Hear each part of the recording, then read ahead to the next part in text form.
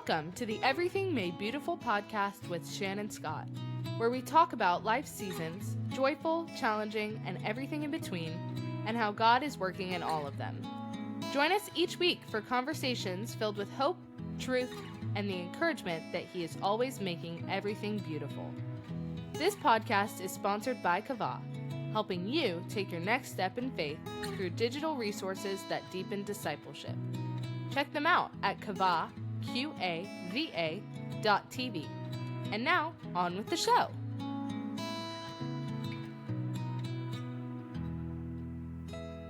Well, hello on this November Monday before Thanksgiving, and welcome back to the Everything Made Beautiful podcast.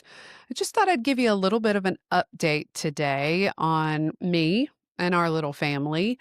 Several of you remember that on the podcast with my kids a couple of months ago, we talked about the possibility of moving and the fact that we were now empty nesters / bird launchers and what that looks like and how I felt about it. And some of you have been asking for an update, and I finally have one to give you. So what I'm going to share with you today on the podcast is just me, and it's deeply personal. It's occasionally hilarious. It was sometimes painful and definitely absurd, but I've also come to feel that it has been a completely holy invitation. So we're going to go on a little journey together today, and I'm really glad that you're here. So as many of you know, Jeffrey and I made a significant life change recently where we moved from our home in Franklin, Tennessee, where we've lived for 7 sweet years in a neighborhood 8 minutes from absolutely everything, to a log cabin on 6 acres in the mountains near Dunlap, Tennessee, which is, 2 hours from Franklin, so it's not exactly a hop, skip, and a jump. We are between Nashville and Chattanooga, literally up on a mountain. So we've gone from a larger home with empty bedrooms that I thought were waiting for the grandkids that we hope will fill them one day, to a smaller cabin with just enough space for us, our 2 dogs, and the guests who will take refuge here, hopefully. So we've gone from subdivision living, where neighbors are close and target runs are quick, to mountain living, where our neighbors are deer, literally. And the closest thing to a target is, planning way ahead for that target run. But let me tell you, this move has been one of the most sanctifying, hilarious, terrifying, and joy-filled experiences of our lives. So today, I just want to share the whole story with you, the practical side, the spiritual side, the you absolutely cannot make this stuff up side, and hopefully something that might encourage you in whatever transition or liminal space you're navigating right now. Because here's the thing. This story isn't really about real estate or square footage or even log cabins. It's about what happens when God invites you into something new, and you have to decide if you're brave enough to say yes. So let's rewind a little bit. Jeffrey and I became empty nesters / bird launchers, and something started shifting for us emotionally, physically, and spiritually. We could both feel it. You know that sense when God starts putting your head and heart in a different space? When you start noticing things that never bothered you before? When you start dreaming about a pace of life that feels completely foreign to the one you're currently living?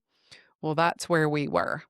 We had spent years, good years, holy years, raising our kids in Franklin and being entrenched in our church, our school, and all that came with both of those spaces. We'd built a life there, and specifically, we'd built a life in that home. We had made memories.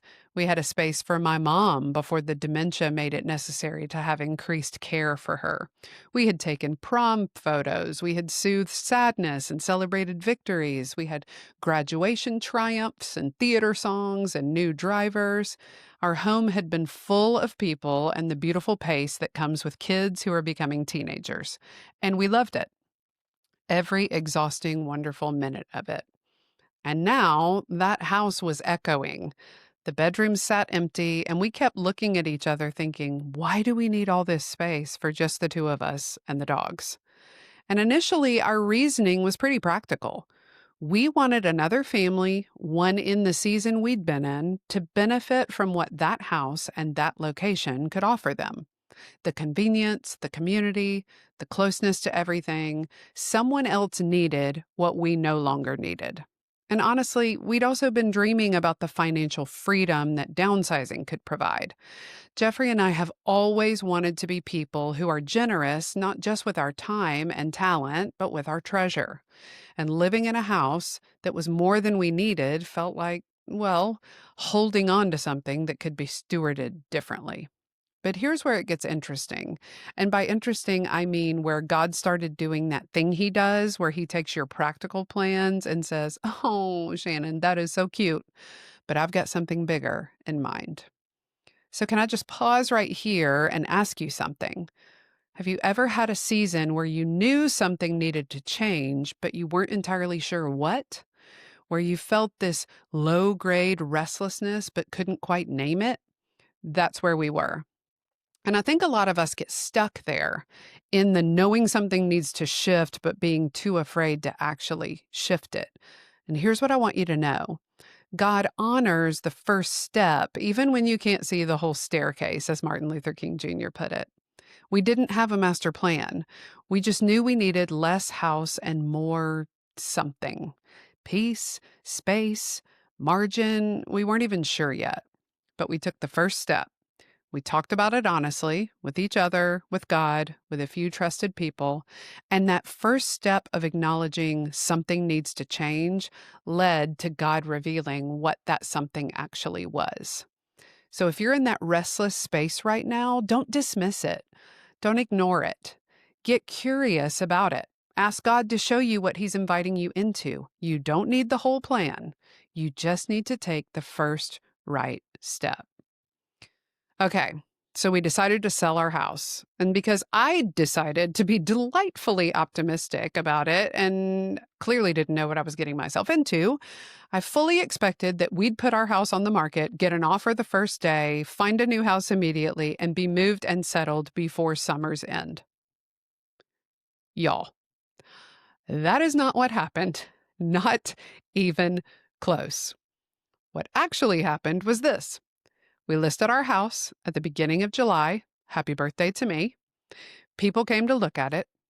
Lots of people. I'm talking showings on showings on showings. And you know what I discovered, as I said in my previous podcast episode? I absolutely, categorically, viscerally hate the showing process. Having people walk through your home, the space where you've raised your kids and built your life, and then watch them judge it, dissect it, and decide about it, it feels invasive, violating even. This wasn't just square footage and paint colors, this was our place. And yet, even with all those people looking, we got no acceptable offers. None. In the meantime, we'd found a house we liked. We put an offer on it. That offer got accepted. We went under contract. I knew where the guest rooms would be, where Jeff's studio would go. I could see us there. Was I at peace about it? I mean, I guess. It was fine. It would work. I could make a home anywhere, right? So we waited for an offer on our house because that contract was contingent on the sale of our house. So we waited and waited and waited. And then almost overnight, we went from being one of 2 houses for sale in our neighborhood to one of 7. Apparently, everyone else had done the math too. But more houses meant a diluted market, which meant even more showings that weren't yielding anything. Eventually, the process dragged on so long that we lost the other house. So now we had a house on the market with nowhere to go, and I'd gotten so tired of house hunting that I didn't even want to look anymore. Self-preservation, anyone? I need to pause right here and tell you that over this whole season, even before we put the house on the market, I felt like God was calling me into a no hustle posture. Really, since I left Church of the City over 18 months ago, I felt like no hustle was kind of the banner over my life because I was embracing a very different pace than I had been used to.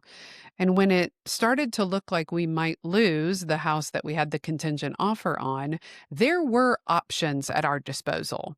We could take out bridge loans.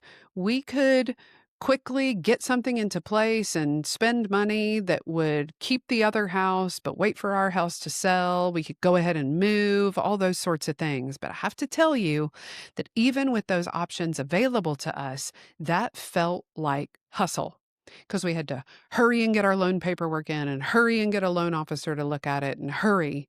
And that just didn't feel like God was calling us to that. So we had to let the other house go. And it felt like failure on paper, but internally it felt like peace because we were abiding by the fact that we were not called to hustle.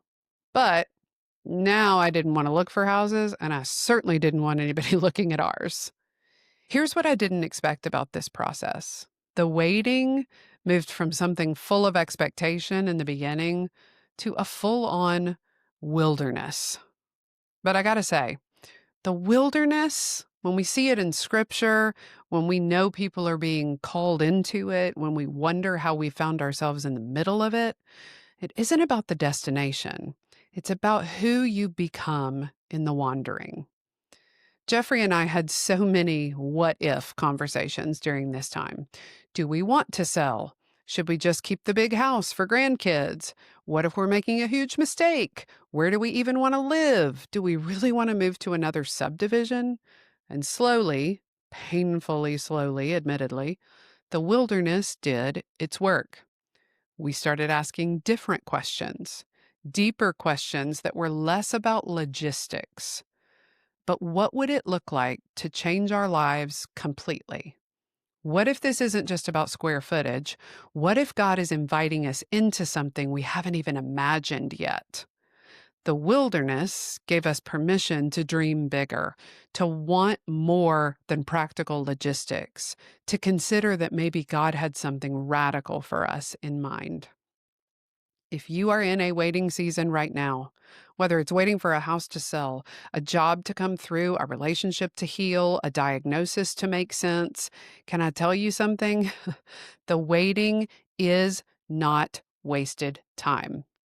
The wilderness wandering, it's where you're discovering what you're actually made of.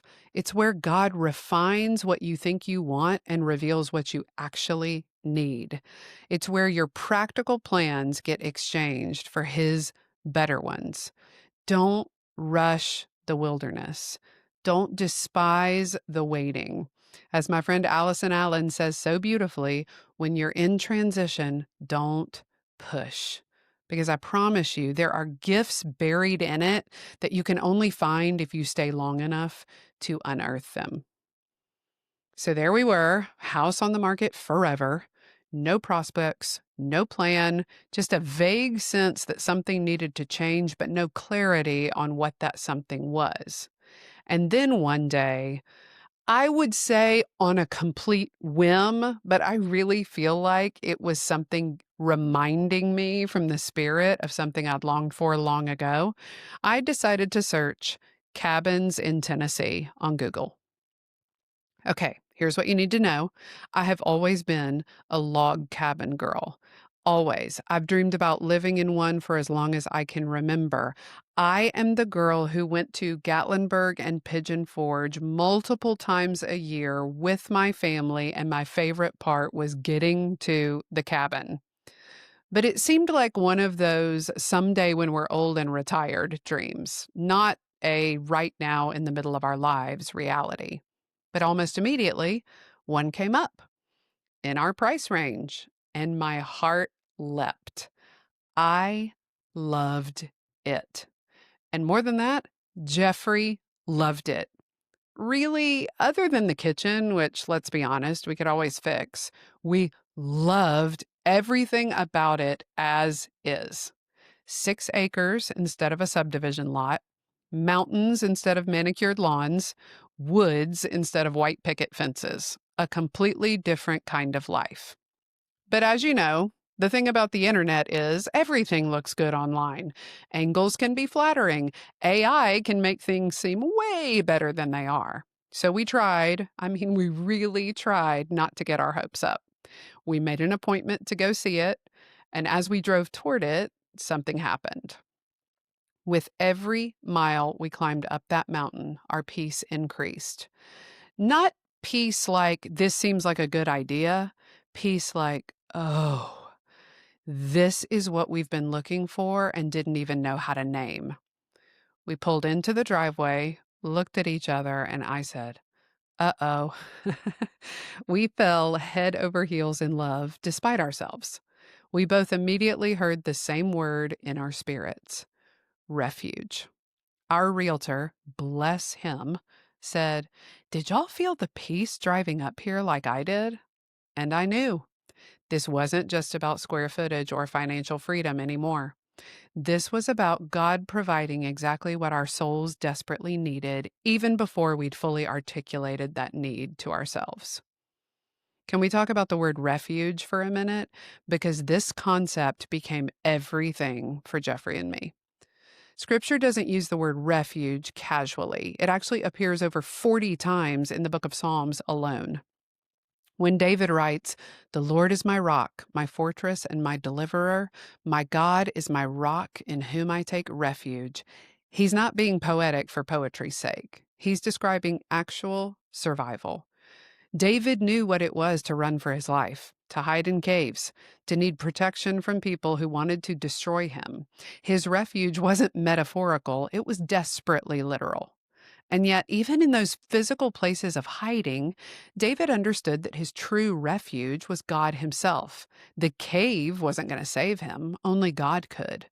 The physical refuge was simply a tangible reminder of the spiritual reality. God is our refuge. When Jeffrey and I chose to name this place Deep Woods Refuge, we weren't being cute or clever. We were making a theological statement about what we believe this place is meant to be, not just for us, but ultimately flowing from what God is doing in us. A refuge isn't just peaceful, it's protective, and there's a difference. Peaceful might be a spa day or a quiet morning with coffee. Protective means something stands between you and what threatens your well-being. Protective means boundaries. Protective means you're not just resting, you're being shielded while you rest. For years, Jeffrey and I have needed to be accessible, available, right in the middle of everything. And that served a beautiful purpose during the season of raising our kids and serving in ministry in certain ways. But now, we need protection. Protection from the tyranny of the urgent that masquerades as important. Protection from the constant availability that leaves no room for Sabbath. Protection from the noise that drowns out God's whispers. Protection from the cultural expectation that more activity equals more impact. The deep woods create that protection. They're not mostly decorative. They're a tangible, physical buffer between us and the outside world. You can't just drop by Deep Woods Refuge because you were in the neighborhood. You have to want to come. You have to make the drive. You have to seek it out. And honestly, that's by design. Okay, so we found the cabin. We fell in love. And then we prayed that God would make it so. And then finally, an offer came in on our Franklin house. After weeks and weeks and approximately 47 million showings, we got to stop showing it. We accepted the offer over Labor Day weekend, made an offer on the log cabin right after it, and they accepted it. It was going to happen. I was in shock, actual shock that what we'd prayed for was coming to pass. It felt too good to be true.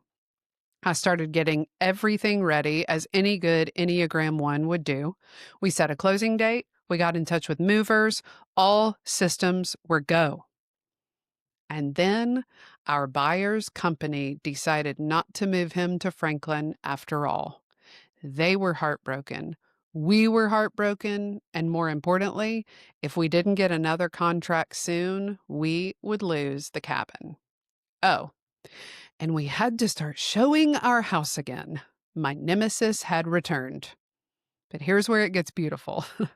Through our agents, the sellers of the cabin, who we'd never met, sent us a message. They wanted us to know they were praying because they felt like we were supposed to have the house. Y'all, in the middle of discouragement, God sent us that. A bright spot, a reminder, a whisper that said, I'm still working. And miraculously, after only about 10 days and multiple offers and counteroffers, we had another buyer. The timeline was back in business. So I went into full Marie Kondo mode. I filled 2 5-ton dumpsters with things that we were getting rid of. And I'm not exaggerating when I tell you, I threw out some things that did spark joy, but that I just didn't need anymore. With everything that went in those dumpsters and 2 donation places, I felt lighter, physically and in my soul. My friend Jordan, who many of you met on the podcast several months ago, came to Tennessee to help us orchestrate the whole move. He is a professional, so he had it down to a science, and I needed that peace of mind because I had to produce 2 events and speak 3 times during the approximately 4 days we'd be relocating our entire lives. Remember that pace I was talking about? Yeah, it was in full swing. By Saturday night, our entire Franklin life was packed up into trucks and hauled away. We even went to the final walkthrough at the cabin that weekend, and the peace was still there. Thanks be to God. Sunday, we had our house professionally cleaned in Franklin, and then Jeffrey and I walked through those empty rooms, thanking God for how he'd blessed us there and praying for the new family who would make memories in that space. We turned off the lights and closed the door for the last time. Or so we thought. We went to our hotel Sunday night, tingling with joy because at 8 a.m. Monday morning, the buyers would do their final walkthrough of our house, and at 9 a.m., we'd sell our house and buy the cabin in one fell swoop at closing.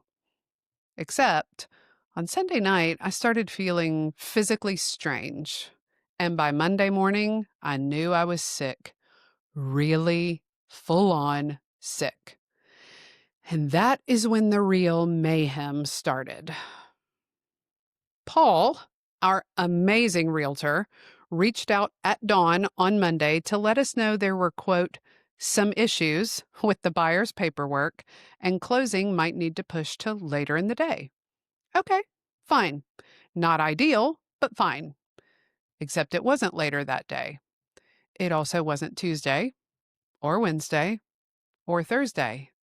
And every single day, we waited most of the day to find out it wasn't that day at all.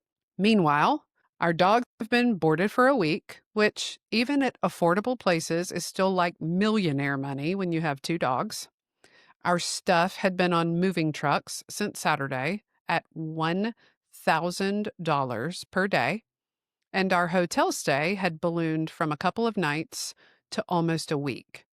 We were bleeding cash. Actually, hemorrhaging is more accurate.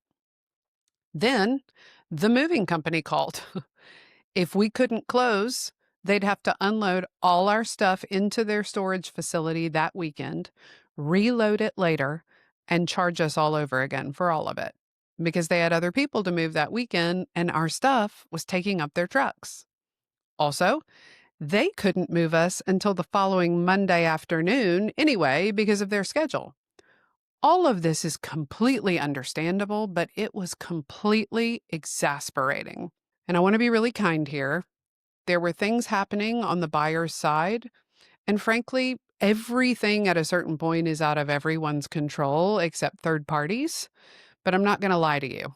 Hopelessness started setting in, and fear. Visceral, white-knuckled fear that this was all going to fall through. And remember the fun fact I told you? I was speaking 3 times and producing 2 events during all of this.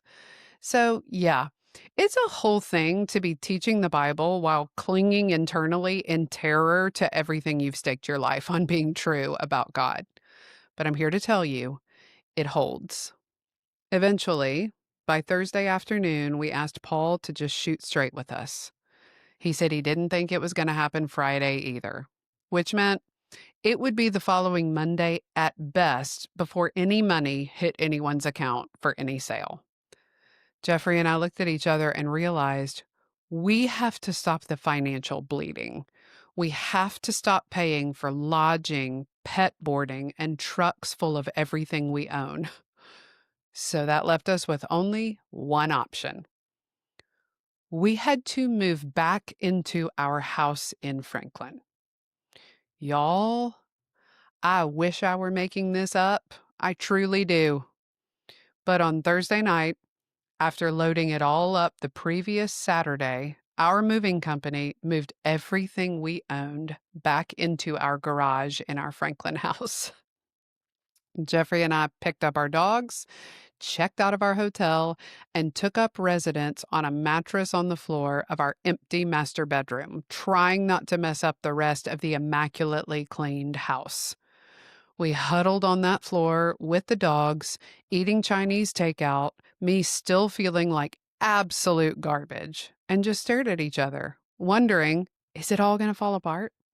We'd just paid for a move we never actually made, and we were going to have to do it all over again. 2 full moves. Unbelievable. Eventually, we fell asleep giggling. Because honestly, what else was there to do? Sometimes you just have to laugh at the total absurdity. Okay, so here's where I need to get real with you for a minute. In that moment, lying on a mattress on the floor of our empty house, which, by the way, we didn't take the plastic off the mattress because it was too expensive to get all those mattress bags to begin with, and we certainly didn't want to undo them. So we were really lying on loud plastic on a mattress on the floor of our empty house, surrounded by boxes in the garage, having paid thousands of dollars to basically move in a circle and go absolutely nowhere. I had a choice. I could lose my mind. I could rage. I could question everything. I could write strongly worded letters to anyone who would listen about efficiency and customer service and communication. Or I could remember what I teach, what I supposedly believe with my whole heart. God is sovereign. There's power in the pause. Man plans his way, but the Lord determines his steps. And I had to ask myself, is it all true or not? And I did. I asked out loud about it. Because here's the thing. It's easy to believe in God's sovereignty when things are going well. It doesn't even make us break a sweat. When our prayers are answered the way we want, when our timelines work out, when we get the house and we make the move and everything falls into place exactly as planned. But what about when it doesn't? What about when we do everything right? We pray, we seek wisdom, we make good decisions, we trust God, and it still falls apart. That's when the theology gets tested. That's when you find out if what you believe is just nice words or if it's actual bedrock. And I will be honest, I wanted to panic. I definitely wanted to control. I wanted to fix it all myself. But somewhere in that absurd moment, eating Chinese food on the floor of an empty house, I just felt God whisper, I'm still here. This has not surprised me. I'm still working. Trust me. Look, anybody who's worth their salt that teaches for a living will tell you the things we teach, preach, and proclaim, we're teaching them to ourselves first. When I stand in front of people and open God's word and talk about his sovereignty, his faithfulness, his perfect timing, I need those truths just as much as anyone listening and maybe more. And when life gives you the opportunity to live out what you've been proclaiming, that's not punishment, that's grace. Because it means God trusts you enough to let your faith get tested so it can become real. So if you're in a season right now where everything you thought you believed is being tested, welcome to the proving ground. Come on in. This is where your theology stops being theory and it becomes lived experience. And I'm not saying it's easy, but I am saying it's worth it. Because on the other side of the test, when you've clung to truth, even when circumstances screamed otherwise, your faith isn't just stronger, it's yours. Really, truly, deeply yours. So Friday morning, Jeffrey and I got up off our mattress on the floor, got ready in our former bathroom, and headed to Lipscomb University, where I would shoot a full day of Advent content for Kava, and Jeff would run sound. And let me tell you, it was convicting to be recounting the miracle of the Christmas story while reminding myself that my life is not unbearably hard. I could eat. I had shelter. My problems were objectively first world problems. But they were still my problems, and God cares about those too. And then late Friday morning, while we were shooting, Jeff got a call from rockstar realtor Paul. We'd told everyone we couldn't do anything on Friday because of our commitment at Lipscomb. So Paul was calling to let us know that all the paperwork had finally come through and we could close. Here's where Paul became our absolute hero, even though, let's be honest, he was a hero the whole time. He didn't want us to wait any longer than absolutely necessary, so he had gotten a closing attorney who was also a notary, told them our situation, and they both agreed to just drive to Lipscomb to meet us. We'd close right there during a break from shooting, and that's what we did. By the end of shooting on Friday, we'd sold our house and bought another one, right there, in the conference room at Lipscomb University, while producing Advent content about the miracle of God with us. You can't make this stuff up. In the meantime, Paul made another miracle happen. He called a friend who owned a moving company. They agreed to come load us up Sunday afternoon and wouldn't charge us to hold our stuff in the trucks overnight. That way we could get out of our Franklin house, again, for real this time, ensure it was cleaned and spotless, go to a dog-friendly hotel for the night, and be on our way to the cabin first thing Monday morning. And this time, everything worked exactly like it was supposed to. 3 weeks ago, and 7 days after it was originally scheduled by man, but all the while with the Lord determining our actual steps, we moved into our log cabin in the mountains of Tennessee, Deep Woods Refuge. And we're learning now what it means to live here. Can we talk about timing for a minute? Because I wanted to put my house on the market in July and be moved by August. I had it all planned out. Closing on this date, moving on that date, settled before fall really hit. But God had a different timeline. God's delays are not God's denials. His timing is not our timing, and his ways, even when they make absolutely no sense to us, are always, always better. If we'd moved when I wanted to move, we wouldn't have had the story of God's faithfulness through the chaos. We wouldn't have had the testimony of peace in the middle of the unknown. We wouldn't have learned what we're truly made of when everything falls apart. God wasn't being cruel by letting the process drag on. He was being kind. He was refining us, me certainly. He was teaching us that our hope doesn't rest in closing dates or moving timelines or even log cabins in the mountains. Our hope rests in him. And when everything falls away, when the plan doesn't work and the timeline doesn't hold and you're eating Chinese food on the floor of an empty house, he's still there, still working, still faithful. He makes everything beautiful in its time. Not our time, its time, which is his time. And his timing is always worth the wait. So here we are, living at Deep Woods Refuge.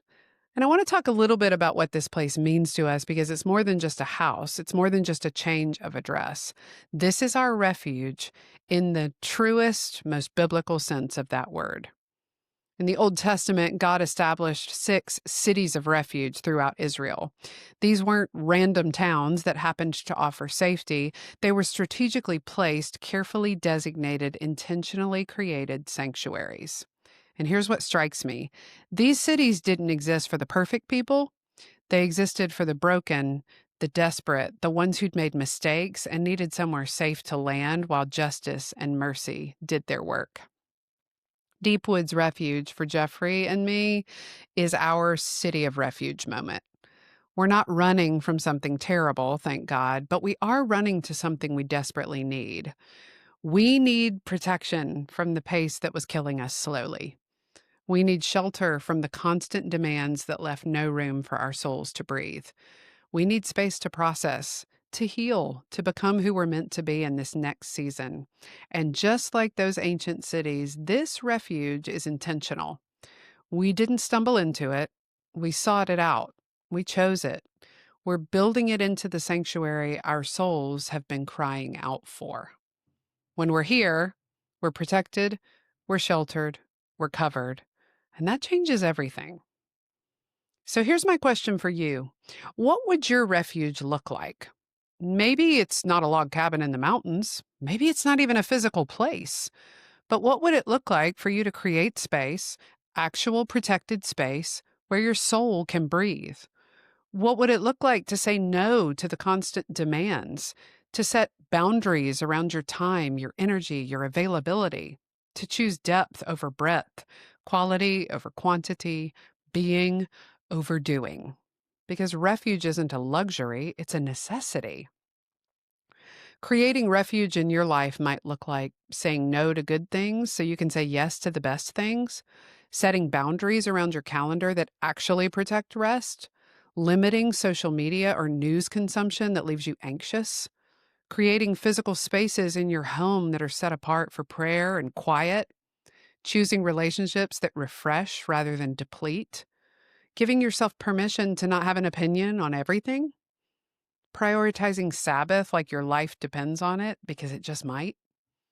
You don't have to move to the mountains, but you do have to be intentional about creating space for your soul to rest deeply because a depleted soul can't serve well, can't love well, can't live well. Your soul needs refuge, and God wants to provide it. But you do have to be willing to seek it out.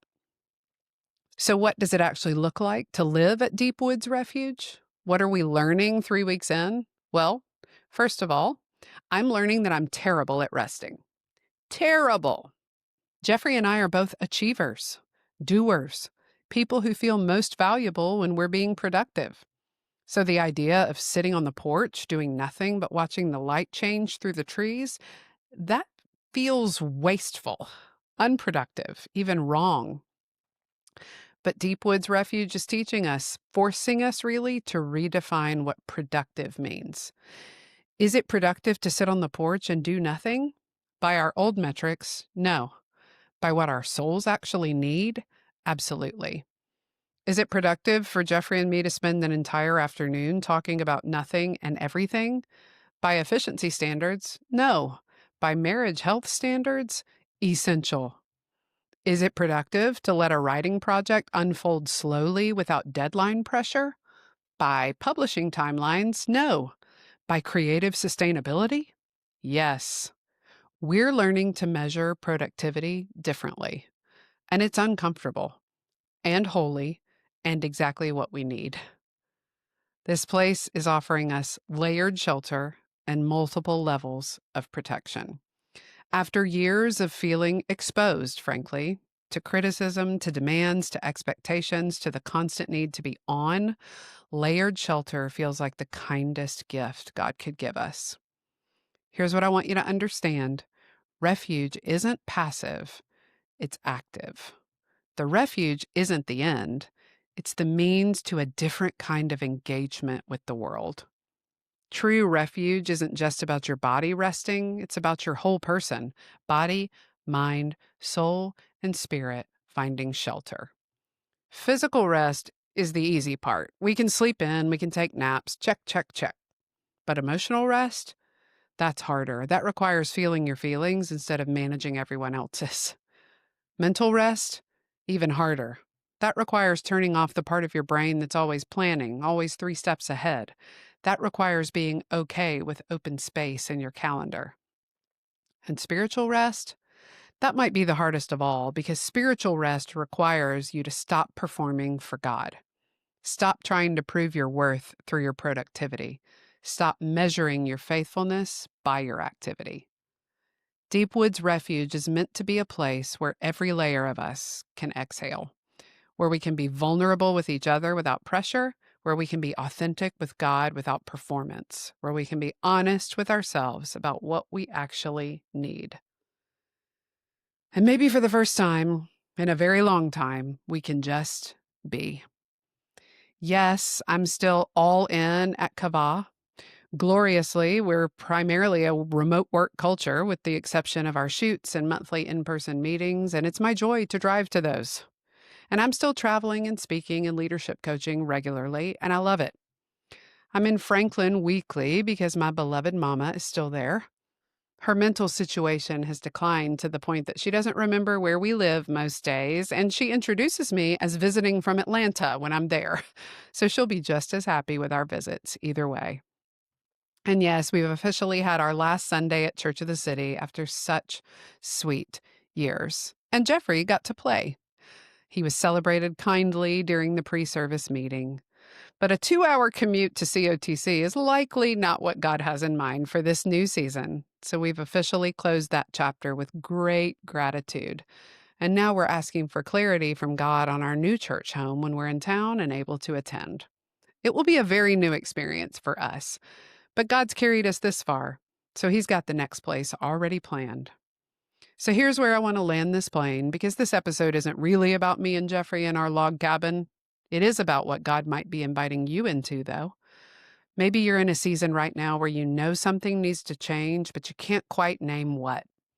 Maybe you're feeling that low-grade restlessness that won't go away. Maybe you're exhausted in ways that sleep can't fix. Can I tell you something? That's not random.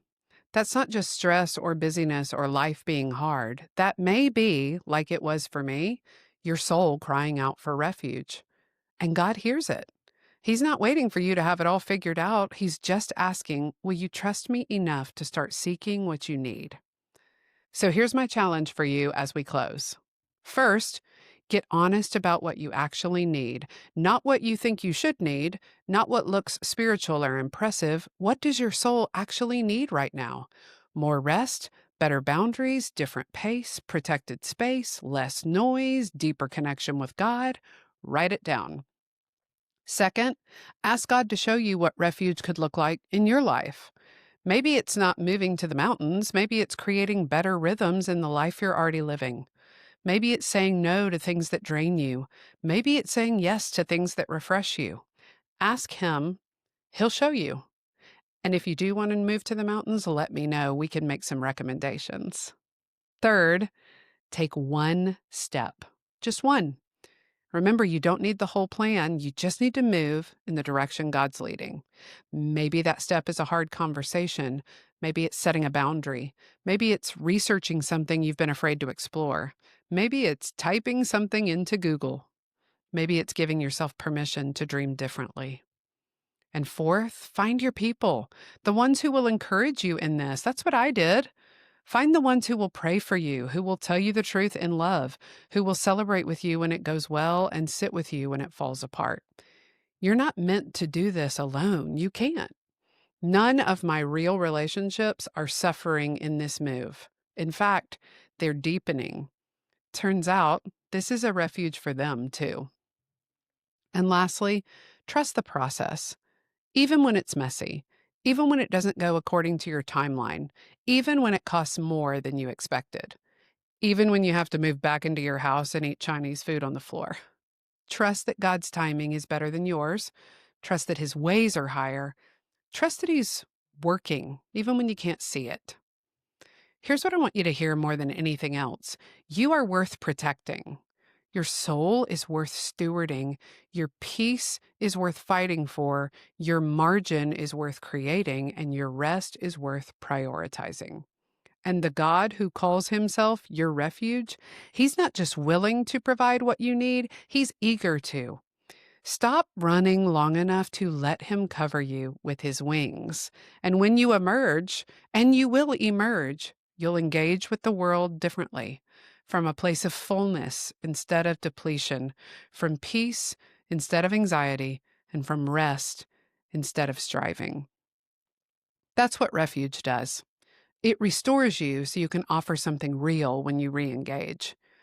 If you want to know more deeply and particularly about the spiritual and practical implications of Deep Woods Refuge and what we're also hoping it'll be for others, you can check out my Substack. I'm pouring out some more words there about this sweet season. But thank you for letting me invite you into this with us. Thank you for caring about our journey. And I'd love to hear from you. If this episode resonated with you, if you're in your own seeking season or you've found your own refuge or you're just trying to figure out what your soul needs, send me a message, email me, leave a comment.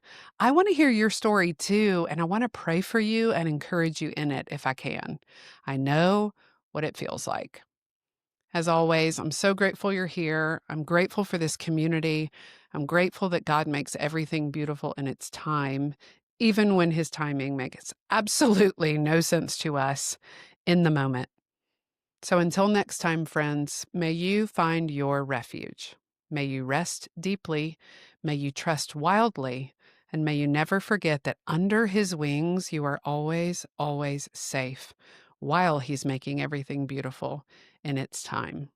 You, this community, are one of the ways that I'm giving God so much gratitude in this season because I'm so, so thankful for you. So happy Thanksgiving from us to you, and we'll see you next time. Thank you for joining us for Everything Made Beautiful. We're grateful for your willingness to tune in. Don't forget to subscribe, leave a review, and share today's episode. For more from Shannon, including articles, resources, and upcoming events, visit shannonsuzannescott.com. We'll see you next time.